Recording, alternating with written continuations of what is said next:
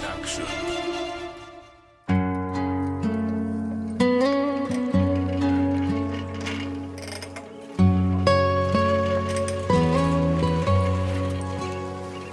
හොඳයි පරිස්සමෙන් ගිහින් වරෙන් මයටදී අම්මේ තෙරුවන් සරණයි මයි පුතේ. උඹ කොළඹ ගියාට කමක් නෑ මයි පුතේ. නැති නාස්ති නොවි පරිස්සමට වැඩ ටික කරගෙන ජීවිතේ ගොඩ දාගනින් මයි අම්මා. පොඩි මය යනවා. අයියෝ. පරිස්සමෙන්. ඉතින් අපි යනවා මාවේ.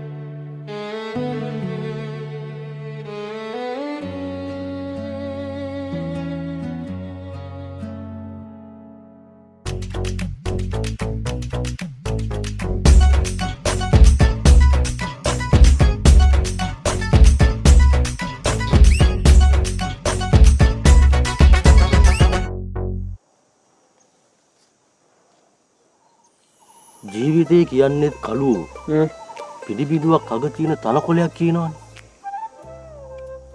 කොයි වෙලේ හරක කයිද දන්නේ? මොනවද? තනකොළ. අනේ මේ ආන්ගරේට ගිය රටකජු වැටයක් ගලවන් ඉඳපන්. ඊකාර කියවන්නේ නෑ මෙතන.